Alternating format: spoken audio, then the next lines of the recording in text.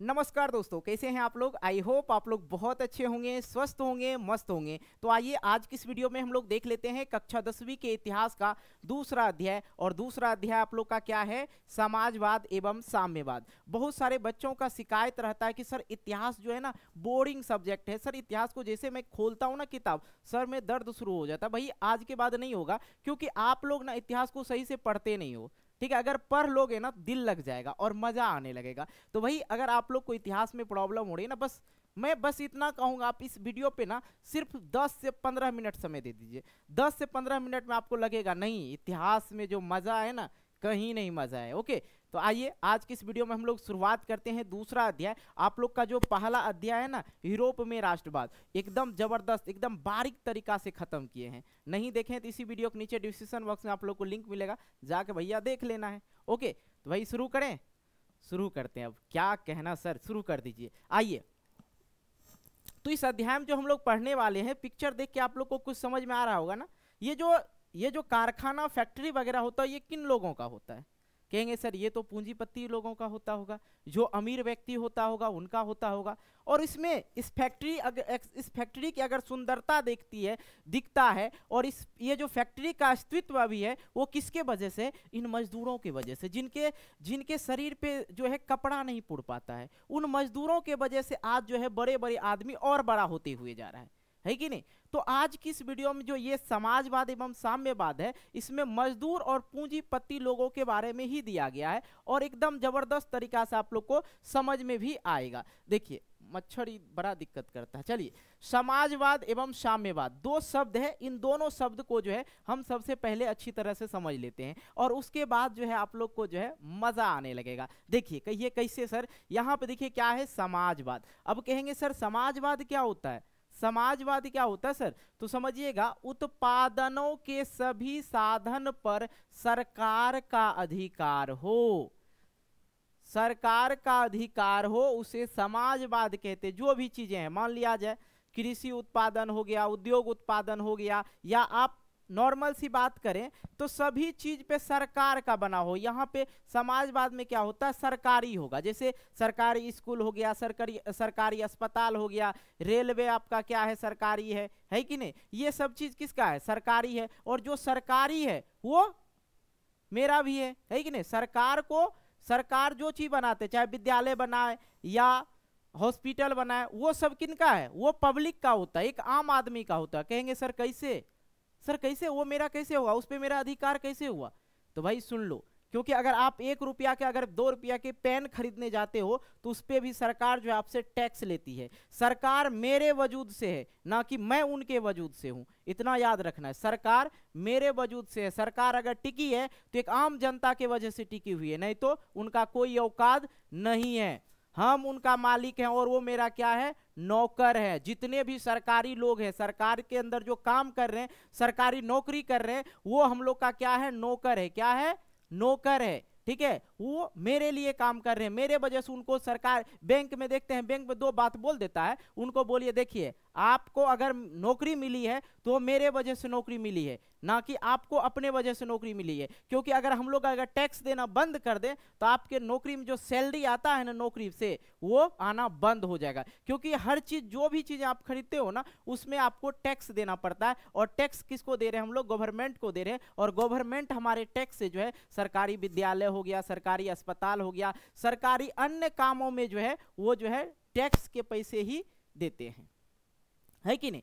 तो उत्पादन के सभी चीजों पे किसका अधिकार हो, सरकार का अधिकार हो, उसको हम लोग बोलते हैं समाजवाद। क्या बोलते हैं, समाजवाद। लेकिन भारत की अर्थव्यवस्था देखी जाए तो भारत की जो अर्थव्यवस्था क्या है, मिश्रित है। भारत की अर्थव्यवस्था कैसी है, मिश्रित है। आगे हम लोग समझेंगे, टेंशन नहीं लीजिए। अब एक और दूसरा जो शब्द था साम्यवाद था। क्या है, समाजवाद और साम्यवाद। तो समाजवाद समझ गए कि उत्पादनों के सभी साधन पर सरकार का अधिकार हो। लेकिन साम्यवाद में क्या होता है सर, ये अलग है जी, उससे थोड़ा सा अलग है। अब कहेंगे कैसे, ये रूस से शुरू हुआ था। साम्यवाद कहाँ शुरू हुआ था, रूस से। ये भी समाजवाद के तरह होते हैं, ये भी जो है समाजवाद के तरह होते हैं, लेकिन इसमें जो है लोगों को योग्यता के अनुसार पर कार्य दिया जाता है। मान लिया जाए भैया हम पढ़े लिखे हैं नहीं, ठीक है, हम पढ़े लिखे हैं नहीं, हमें टेक्निकल चीज कुछ मालूम ही नहीं है, और ट्रेनिंग हमने ली ही नहीं, एरोप्लेन चलाने के लिए दे दिया, मेरा मन हुआ कहाँ उतार देंगे, पता है हमको, रेलवे दे दिया चलाने के लिए, पढ़ा लिखा इंसान नहीं रहेगा तब ना पता रहेगा, ई बटन से ई होता है, ई बटन से ई होता है, अब जानबे नहीं कीजिएगा तो कहाँ क्या कीजिएगा। इसलिए जिसका जो योग्यता होना चाहिए, जैसे 10th पास है उसके योग्यता के अनुसार कार्य दिया जाता है, 12th पास है उनके योग्यता के अनुसार कार्य दिया जाता है, साथ में उनकी वेतन भी योग्यता के अनुसार दिया जाता है, ठीक है। इसमें जो है साम्यवाद में तथा पद तथा योग्यता के अनुसार ही क्या दिया जाता है, वेतन दिया जाता है, तो इसमें थोड़ा सा अलग है। लेकिन इसमें क्या होता है, उत्पादन के सभी साधनों पर क्या होता है, सरकार का अधिकार होता है। सेम उसी प्रकार से ये भी जो है समाजवाद के ही तरह है, लेकिन इसमें जो लोगों को जो काम दिया जाता है उनके योग्यता और उनके पद के अनुसार उनको वेतन दिया जाता है। आई होप ये क्लियर हो गया।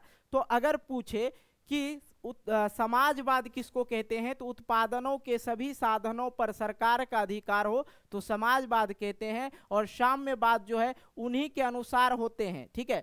साम्यवाद समाजवाद के ही तरह ही होते हैं, लेकिन इसमें लोगों को योग्यता के अनुसार कार्य एवं पद तथा योग्यता के अनुसार ही क्या दिया जाता है, वेतन दिया जाता है, उसे ही हम लोग क्या कहेंगे, साम्यवाद कहेंगे। ओके कुछ लाइन है यहाँ पे, आप लोग इधर उधर हो जाते हैं ना, इधर उधर हो जाते हैं इतिहास पढ़ते समय, अब यहाँ पे समझिएगा। ये जो है एक गरीब आदमी है, और ये गरीब आदमी जो है दिन भर काम करता है, कहीं फैक्ट्री में कहीं कारखाने वगैरह में काम करते हैं, आपने देखा होगा मजदूर लोग को कार्य करते हुए, दिन भर कार्य करते हैं, और शाम को जो है पहले के ज़माना में ज़्यादातर होता था, अभी भी होता है मजदूरों के साथ, ऐसे करके गमछा लेंगे नीचे, सर झुका के कहेंगे मालिक मेरा जो है आज का वो पगार दे दीजिए, तो मालिक कहेगा अच्छा ठीक है देखते हैं कल लेना। लेकिन मालिक को ये पता नहीं रहता अगर आज उनको हम पगार नहीं देंगे तो उनके घर में खाना नहीं बन सकता है। अगर ये जो मजदूर लोग होते हैं ना, इनका डेली का कमाई से ही इनके घर में चूल्हा जलता है। लेकिन कुछ कुछ बहानेबाजी भी होते हैं, लेकिन इनके सर पे जो देखिए, इनके कपड़ा देखिए और इनका रुतबा देखिए, ये अमीर हैं इसी के वजह से, ये अमीर है इसी के वजह से, इस गरीब के वजह से। ओके ये चीज़ के बारे में हम पहले भी चर्चा कर चुके हैं, और यहाँ पे कुछ लाइन है, अगर आप लोग को समझ में आए तो समझिएगा। अमीर के घर पर बैठा कौवा भी, अमीर के जो अमीर आदमी रहता है ना, उनके घर पे बैठा कौवा भी इंसान को क्या लगता है, मोर है। क्या है, मोर है। भाई अच्छा होगा तभी तो कौवा को पाल रहा है। और गरीब का भूखा बच्चा, जो गरीब का भूखा बच्चा नंगा बच्चा रहता है ना, वो सबको क्या लगता है, ये चोर है, ये क्या लगता है, चोर होगा, है कि नहीं, ये चीजें लगती है। तो ये मानसिकता इंसान को खत्म करनी चाहिए। आइए आगे की ओर बढ़ते हैं हम लोग। अब समझ लेते हैं सबसे पहले पूंजीवाद, ठीक है। साम्यवाद और समाजवाद दोनों पढ़ा रखे हैं, कोई दिक्कत हुआ नहीं ना। अब यहाँ से जो है अध्याय के बारे में हम लोग समझना शुरू करेंगे। ओके यहाँ पे हम लोग क्या समझेंगे, पूंजीवाद। पूंजीवाद किसको कहते हैं बच्चा, उत्पादनों के सभी, अरे मच्छर मजा ले रहा है कहीं से, ठीक है, उत्पादनों के सभी साधन पर किसी निजी व्यक्ति का स्वामित्व हो उसे पूंजीवाद कहते हैं। अब यहाँ पे देखो देखो देखो भाई, अरे यार ना कर यार, कुछ ये टाइमिंग वाला ला दिया, गलत बात है यार मच्छर। तो पूंजीवाद किसको कहेंगे, उत्पादनों के सभी साधनों पर किसी निजी व्यक्ति का अधिकार हो उसे पूंजीवाद कहते हैं। अब कहेंगे सर नहीं समझ में आया, तो भैया नहीं समझ में आया तो प्राइवेट समझते हैं, समझते हैं प्राइवेट स्कूल, प्राइवेट स्कूल रहता है, वहाँ का व्यवस्था वगैरह देखते एकदम चकाचक रहता है। काहे कि वो लोग पैसा आपसे लेता है, क्या लेता है, पैसा लेता है। और वो स्कूल खोलने वाला एगो निजी व्यक्ति रहता है तो स्कूल खुलता है। चाहे अस्पताल हो, अस्पताल में एक निजी व्यक्ति अस्पताल को खोलता है, भले वहाँ पे 10 गो स्टाफ रखते हैं, डॉक्टर रखते हैं कि नहीं, किसी निजी व्यक्ति का ही रहता है। जो भी चीजें प्राइवेट में आता है ना उसी को क्या बोला जाता है, पूंजीवाद बोला जाता है। पूंजीवाद उत्पादनों के सभी साधनों पर, यहाँ पे सभी साधनों पर किसी निजी व्यक्ति का अधिकार हो या स्वामित्व का मतलब होता है मालिकाना, ठीक है, मालिकाना हक, मालिकाना हक। स्वामित्व का मतलब क्या होता है, मालिकाना हक होता है, उसे ही हम लोग क्या कहेंगे, पूंजीवाद कहेंगे। तो भैया पूंजीवाद समझ में आया, कहेंगे जी सर। तो 18वीं शताब्दी से शुरुआत हुआ था, 18वीं शताब्दी से जो है पूंजीवाद का शुरुआत हुआ था। औद्योगिकरण का बड़े पैमाने पर स्थापना हुआ, औद्योगिकरण का जो है बड़े पैमाने पर स्थापना हुआ। और पूंजीवाद की शुरुआत कब से हुआ था?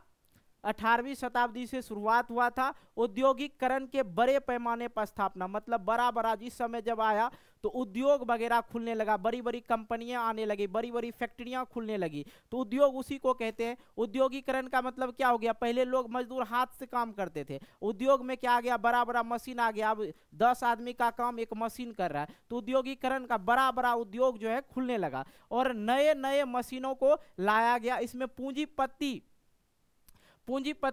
के लोग के कारखानों में जो था, जो पूंजीपति वर्ग के लोग थे, जो पूंजीपति मतलब समझते रुपया पैसा वाला जो लोग थे, वो लोग जो है इस कारखाना फैक्ट्री वगैरह को जो है खोलने लगा। इसमें जो कौन लोग काम करते थे? श्रमिक वर्ग के लोग इसमें कार्य करते थे, है कि नहीं? उसमें कौन कारखाना फैक्ट्री वगैरह में कौन? गरीबी आदमी काम करता है। और श्रमिकों का शोषण बहुत करता था। कौन करता था? पूंजीपति वर्ग के जो लोग थे ना, गरीब लोग से काम भी करवा लेते थे, पैसा भी नहीं देते थे जल्दी, ठीक है? उन लोग को मारते भी थे, पीटते भी थे, बहुत ज्यादा उसका क्या करते थे? शोषण करते थे। समय से अधिक कार्य करवाता था और पैसा भी नहीं देता था समय पे, जब भी मांगता था गाली गलौज करके भगा दिया जाता था। श्रमिक वर्ग लोग आवाज उठाया, और लोग जो है जब सताया हुआ लोग रहता है तो क्या करेंगे? सबके साथ, मजदूरों संघ के साथ हो रहा था, यही काम हो रहा था। लोगों ने क्या किया? आवाज उठाया। किसके? पूंजीपति वर्ग के लोग पे। जो गरीब लोग थे, श्रमिक लोग थे, उसने आवाज उठाया और उसने क्या किया? एक संगठन बनाया। पूंजीपति वर्ग के लोगों के खिलाफ उसने क्या किया? विरोध किया।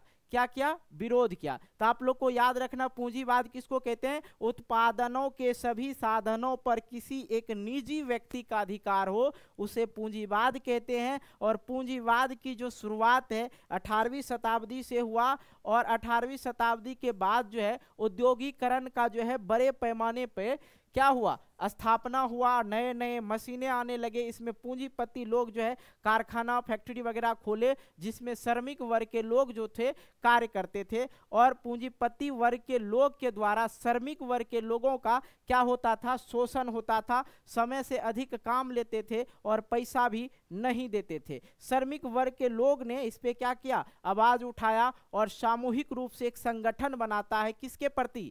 विरोध करने के लिए, पूंजीपति वर्ग के प्रति विरोध करने के लिए।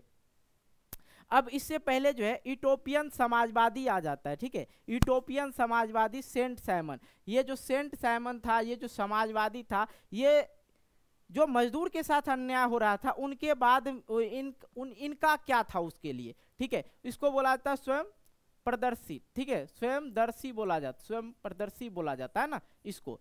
ये सेंट साइमन जो थे समाजवादी थे, ये क्या था? ये इसके बारे में विचार कर रहे थे। इनका विचार क्या था? मजदूर और पूंजीपति लोगों के बारे में, ठीक है? जो पूंजीपति वर्ग के लोग थे, जो अमीर लोग थे, उनकी संख्या बहुत कम थी, लेकिन जो गरीब लोग थे, मजदूर वर्ग के लोग थे, उनकी संख्या अधिक थी। तो ये सेंट साइमन जो थे, इसने क्या सोचा? इसका क्या विचार था? ठीक है, इसका विचार क्या था? सेंट साइमन यूटोपियन समाजवादी में सबसे पहले आते हैं सेंट साइमन, प्रथम यूटोपियन समाजवादी जिसने समाजवादी विचारधारा के विकास में महत्वपूर्ण भूमिका निभाई। और एक फ्रांसीसी विचारक सेंट साइमन था। उसका मानना था कि राज्य एवं समाज को इस ढंग से संगठित करना चाहिए कि लोग एक दूसरे के शोषण करने के बदले मिलजुल कर प्राकृतिक का दोहन करें। प्रत्येक को उसकी क्षमता के अनुसार तथा प्रत्येक को उनके कार्य के अनुसार कार्य वेतन मिलना चाहिए। ये विचारधारा दिया था कौन? ये विचारक थे। कौन थे? सेंट साइमन जो थे विचारक थे। जब पूंजीपति वर्ग और श्रमिक वर्ग में जो विवाद फैला, तो ये विचारधारा अपना देते हैं और उसमें कहते हैं कि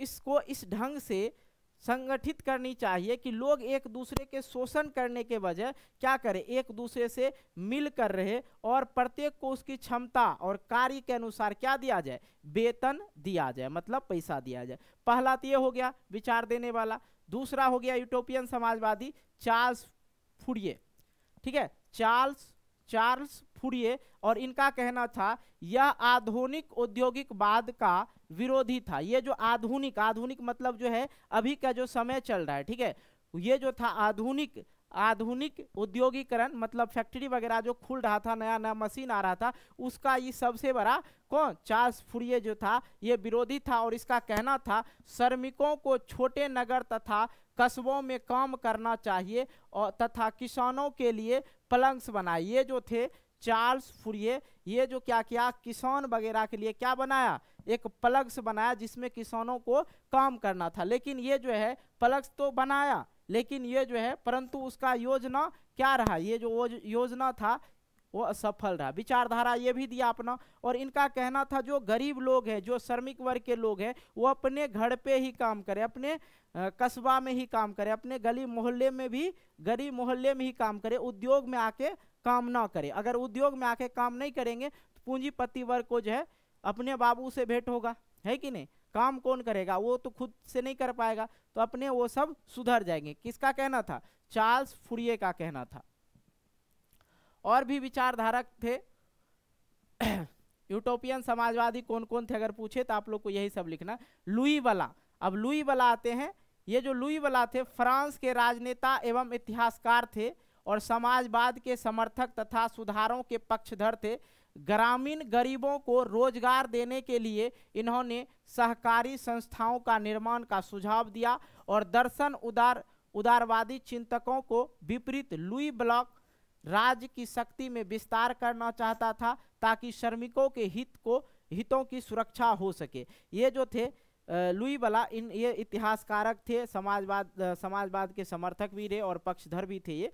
और इनका कहना था कि भाई जो राज्य है अगर उसको विस्तार किया जाए तो इसमें जो है काम लोगों के लिए अधिक होगा। और इसने सहकारी संस्थाओं का निर्माण के लिए सुझाव दिया था कि भाई ये सहकारी संस्थाओं का निर्माण किया जाए ताकि जो ग्रामीण लोग हैं उनको क्या मिल सके, रोजगार मिल सके, ठीक है। और उदारवादी चिंतकों के विपरीत लुई ब्लॉक ने क्या किया, राज्य की जो शक्ति है, राज्य की शक्ति में विस्तार करनी चाहिए ताकि श्रमिकों के हितों की सुरक्षा हो जाए। जो राज्य की जो शक्ति होती है उनको क्या बोला कि भाई इसको विस्तार करनी चाहिए ताकि जो श्रमिक वर्ग लोग हैं वो कानून ऐसा बनाना चाहिए कि जो श्रमिक वगैरह है अगर उन पे किसी भी प्रकार का पूंजीपति वर्ग के द्वारा शोषण होता तो उनके ऊपर खिलाफ किया जाए, इसका ये कहना था। आगे आते हैं रॉबर्ट ओवन, ठीक है। रॉबर्ट ओवन जो था यह एक ब्रिटिश उद्योगपति था और इसने स्कॉटलैंड के न्यू लूनार्क नामक स्थान पर एक फैक्ट्री की स्थापना की और उसने सभी श्रमिकों को अच्छी सुविधाएं प्रदान की और देखा कि मुनाफा कम होने के वजह और भी क्या हो गया, अधिक हो गया। ये जो रॉबर्ट ओवन था इसने क्या, ये जो था यह एक ब्रिटिश, इंग्लैंड जो अंग्रेज आया था भारत पे शासन किया था, ये जो था ब्रिटिश उद्योगपति था और इसने क्या किया, एक कारखाना खोला था। इसने स्कॉटलैंड के न्यू लूनार्क नामक स्थान पर एक फैक्ट्री की स्थापना किया और मजदूरों के साथ जो इसका व्यवहार था एकदम भाई भाई वाला व्यवहार था और मजदूरों के लिए हर सुविधा इसने उपलब्ध कराया। तो इसने देखा कि भाई मुनाफा कम होने के वजह इनको अधिक मुनाफा होने लगा।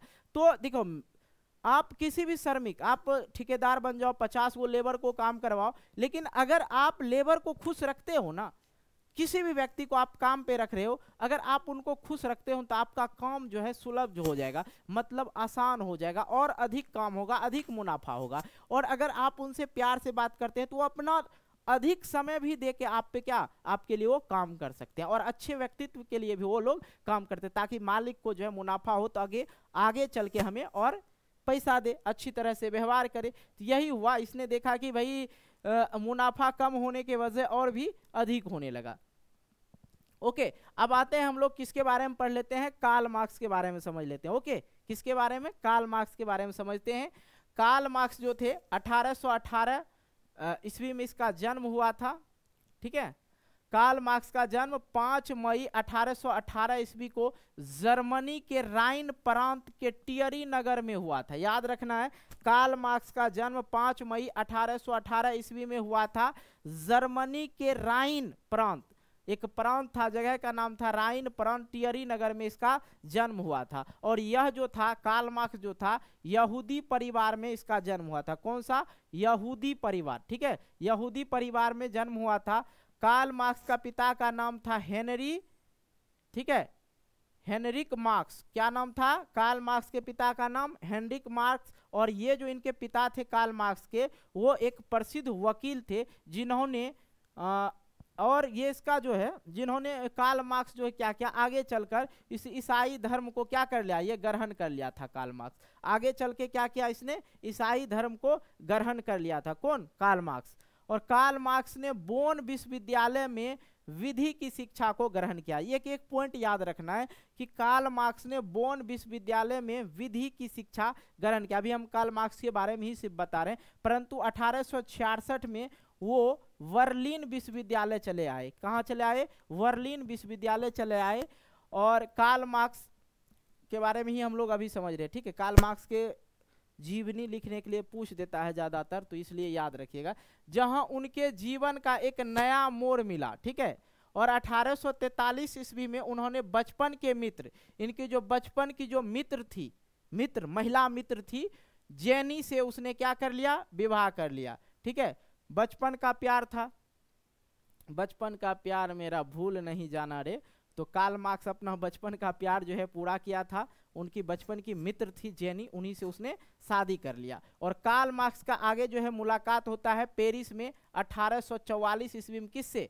फ्रेडरिक एंगल से हुई थी, जिससे जीवन भर उनकी गहरी मित्रता बनी रही। इनके बारे में भी पूछा जाता है कि कार्ल मार्क्स का मित्र का क्या नाम था, तो याद रखना है फ्रेडरिक एंगल्स। और कार्ल मार्क्स की पत्नी का क्या नाम था? तो जेनी नाम था, ठीक है। इनसे रिलेटेड जो भी चीजें बता रहा हूं ना, वो याद रखना आप लोग को, ठीक है। और मार्क्स ने 1867 ईस्वी में दास कैपिटल नामक पुस्तक का रचना किया था। याद रखना है कि कहेगा दास कैपिटल पुस्तक की रचना किसने किया था? कार्ल मार्क्स ने किया था। कब किया था? 1867 ईस्वी में किया था, ठीक है।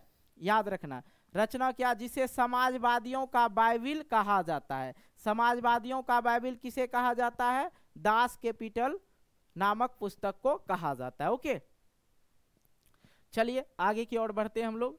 कार्ल मार्क्स का सिद्धांत। अब कार्ल मार्क्स ने क्या सिद्धांत दिया? कार्ल मार्क्स का 5 सिद्धांत था, ठीक है। और ये जो सिद्धांत दिए थे, क्यों दिए थे? ये जो सिद्धांत दिए थे कार्ल मार्क्स क्यों दिए थे? जब देखा कि भाई अमीर आदमी जो है, गरीब आदमी मतलब पूंजीपति वर्ग के लोग, जो श्रमिक वर्ग के लोग के साथ जो सताया जा रहा था, उन पे इसने कुछ अपना सिद्धांत रखा। द्वंदात्मक भौतिकवाद का सिद्धांत। इनका कहना था भाई अगर आप पे कोई अत्याचार कर रहा था, आप उसे सहना नहीं है, उनका प्रतिक्रिया देना है, मतलब दोनों तरफ से जवाब देना है। वो अगर जवाब दे रहे हैं तो आप भी उनका जवाब दीजिए। वर्ग संघर्ष का सिद्धांत। इनका कहना था कि आप अपने काम में 100% दीजिए, ठीक है। कोई भी वर्ग किसी भी तरह से आप काम कर रहे हैं तो उसमें संघर्षता के हिसाब से काम करना चाहिए। और इतिहास के भौतिकवाद का व्याख्या किया था इसने।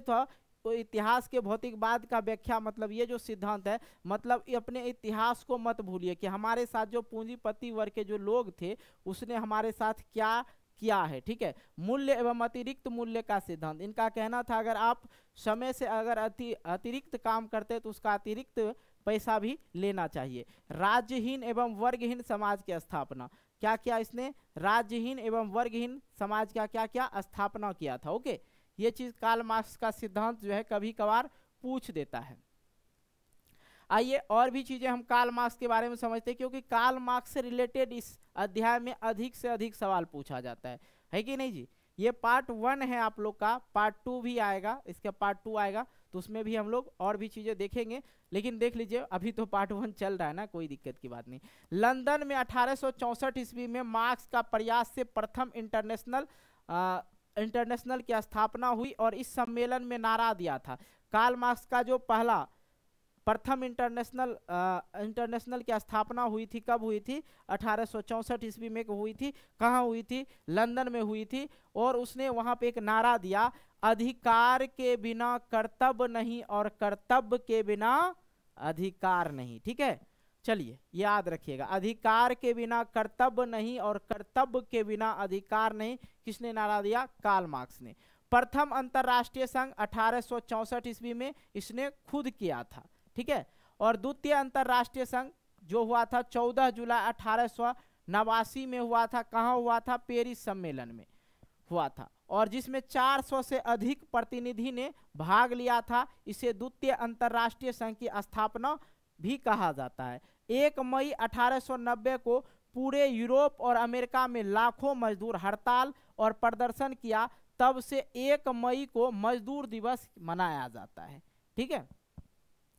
1889 में पेरिस में सम्मेलन हुआ था जिसमें 400 से अधिक प्रतिनिधियों ने भाग लिया था, जिसे अंतर्राष्ट्रीय संघ का जो है स्थापना भी कहा जाता है। और 1 मई 1890 के पूर्व सभी यूरोप के जो जितने भी मजदूर थे, यूरोप और अमेरिका के लाखों मजदूर हड़ताल कर दिया, प्रदर्शन शुरू कर दिया और उसी दिन से जो है मजदूर दिवस मनाया जाता है 1 तारीख को।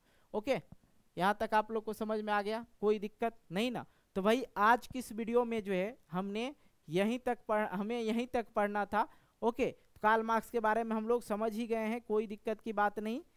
और इसके बाद जो आप लोग को मैं पढ़ाऊंगा नेक्स्ट वीडियो में बोल्शेविक क्रांति, 1917 के बोल्शेविक क्रांति का मुख्य कारण हम आप लोग को पढ़ाएंगे। ठीक है, पार्ट 1 जो है आप लोग का हो चुका है। यहीं तक इस वीडियो को हम समाप्त करते हैं, क्योंकि इतिहास को हम लोग बारीक तरीका से एक एक घटना को पढ़ते चलेंगे, इसलिए हम पार्ट बाय पार्ट कर देते हैं। आप लोग का जो है 25 से 26 मिनट का ही वीडियो आएगा, आराम से आप लोग पार्ट बाय पार्ट देखते चलिए, कोई दिक्कत नहीं होगा। ओके, वीडियो अच्छी लगी तो वीडियो को लाइक करना है, दोस्तों के साथ शेयर करना और चैनल पर नया हो चैनल को सब्सक्राइब करके नोटिफिकेशन बेल को प्रेस करके ऑल कर लेना है। धन्यवाद।